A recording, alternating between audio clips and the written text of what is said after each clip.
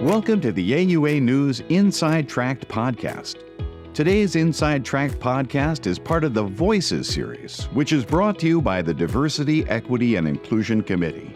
Here we'll be joined in conversation with committee members, AUA members, and urologists from around the world to discuss how to build a strong, vibrant, and diverse urological community. Thank you for listening to Voices. I'm Rob Siemens, Professor of Urology at Queen's University School of Medicine in Ontario, Canada, and editor of the Journal of Urology. I'm happy to join you today as host as we talk with Dr. Melissa Kaufman, Professor of Urology at Vanderbilt University.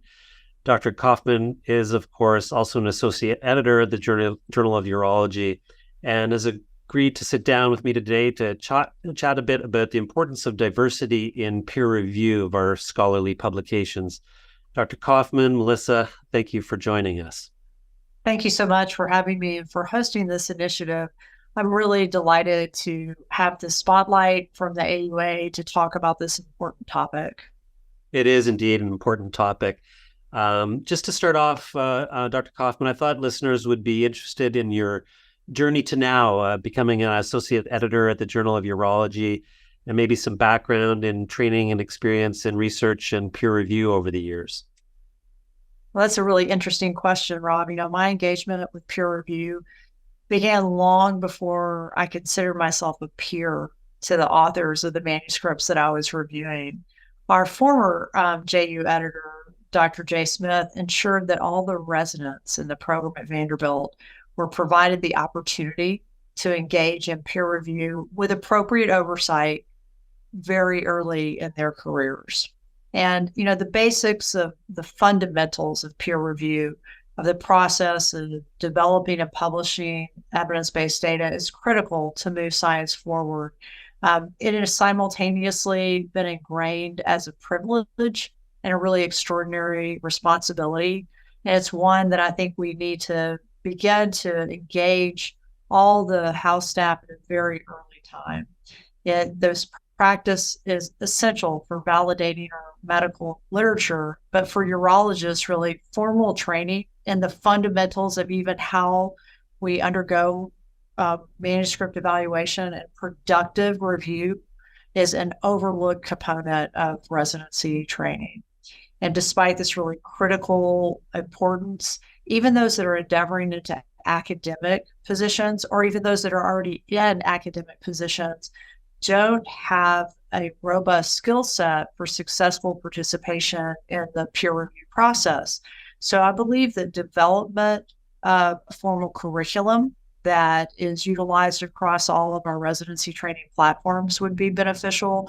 We've provided some materials in our core curriculum to assist, but overall, it needs to start much earlier, and it needs to start in a mentored process. And that was my journey into the place that I am now as an associate editor of the Journal of Urology, which means I had a lot of oversight and assistance.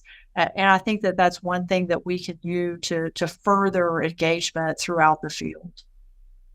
Yeah, that really tracks, Melissa. Thank you for saying that. As you know, and just for our listeners, about 2 years ago now, we started an early career development program for editors. And I think that reach out to more early career folks, and especially in residency, is really important. At the Canadian Journal, where I was before, at the Journal of Urology, we used to have a very similar sort of thing in mentorship, sponsorship for peer review, and what the work of being an editor is all about. So I think that's really important.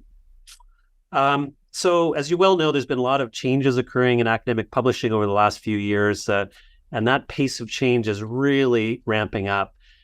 Different publishing models out there, the disruptive innovation of open access, and different peer review types of models are out there, and a lot of people are talking about that, especially if you're on X these days.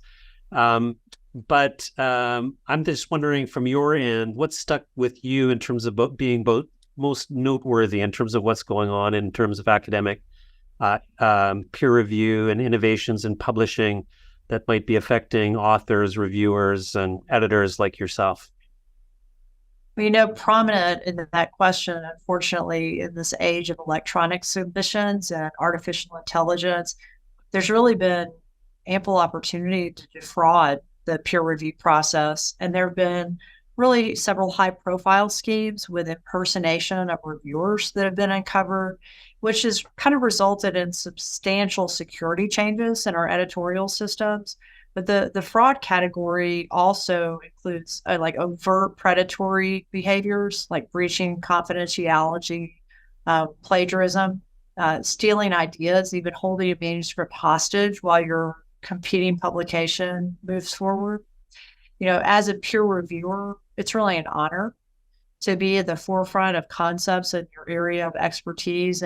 And naturally, we absorb everything that may influence our further insights and directions, but it's really part of a black box of peer review, and it relies on the integrity of a reviewer to not abuse that privilege. And I think that this age has made some of that much more complicated. We need to know who we can trust. And so in that line, I believe that what we have been trying to do with the Journal of Urology is a more open model that's more transparent. So authors, reviewers are known to each other, and we have that opportunity to open conversations that would otherwise maybe be masked in some type of identity issue that would go into the realm of less integrity. So I believe that what we're trying to do is create a system and a platform of equity with regards to our review process that goes far beyond the other topic that we're going to be discussing, which is, diversity, equity, and inclusion across the spectrum. But this really helps justify some of the discrepancies that we've seen in the author, reviewer, and potential categories of fraud. Yeah, I love what you said there. And I think those two words, transparency and integrity, are really, are at the heart of what we're talking about here today, too, in terms of equity and diversity and in peer review and academic publishing. So as you well know, we've been recently asked to write about our thoughts about DEI, diversity, in particular in peer review for an issue of AUA News. Wonder if you could highlight for some of our listeners some of your thoughts on why it's so important to ensure diversity of those we asked to do peer review and assess these manuscripts that come into the Journal of Urology. There's so many aspects of this that are just of critical relevance in peer review in the scientific literature. And today it can't be overstated. First off, as we know, introducing diversity in any group, including peer reviewers, embraces everyone's varied perspectives, backgrounds, experiences, and just enriches the conversation.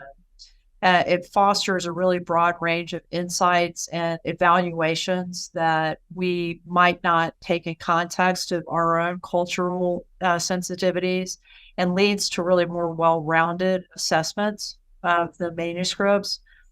And in systems where there's limited diversity, of course, these biases that we discussed may intrude, and it may even take away from the social context of the manuscript.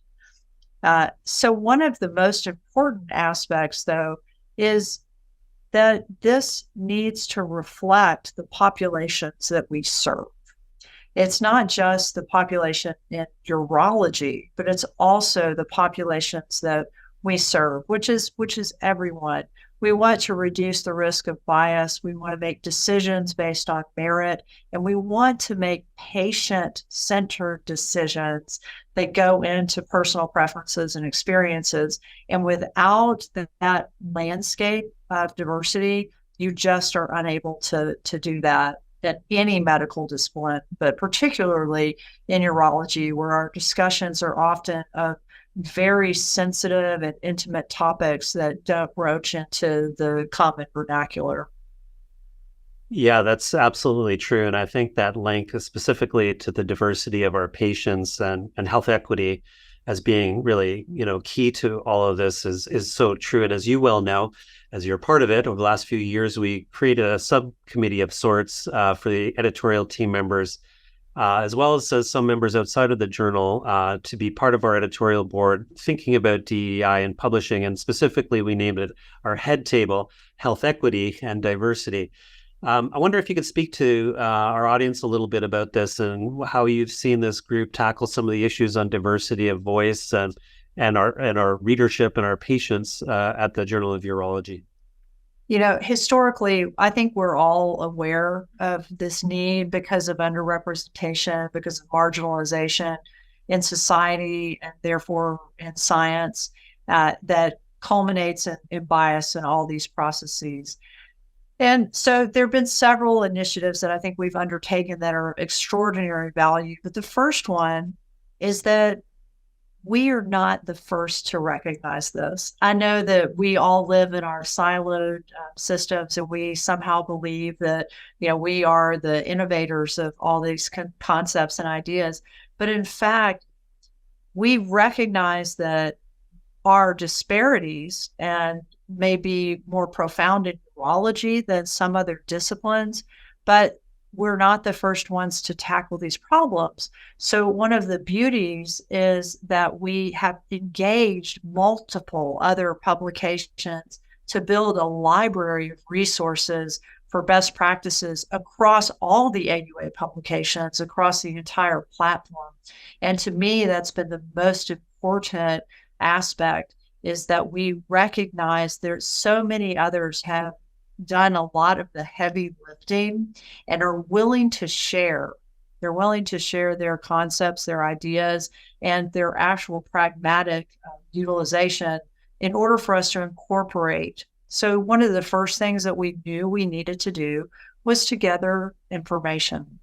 What is it that our readership needs to know? What is it our authors need to know? Because without that data, we can't really direct our resources more appropriately. And so that's been one of the first initiatives, in addition to this learning and platforms of webinars with many other publications in a global sense.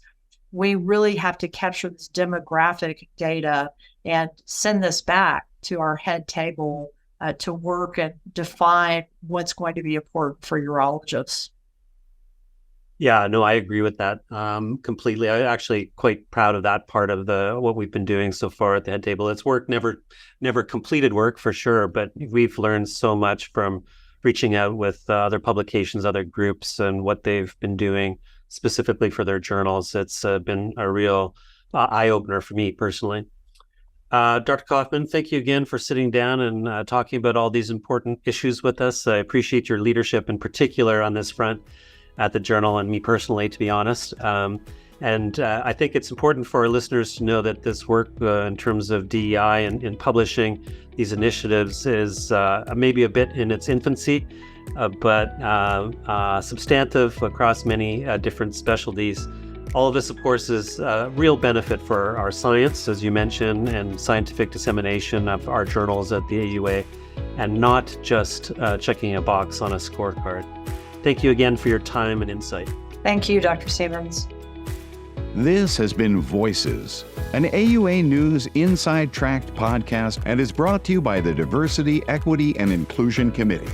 For more information about the AUA's diversity, equity, and inclusion efforts, visit auanet.org/diversity.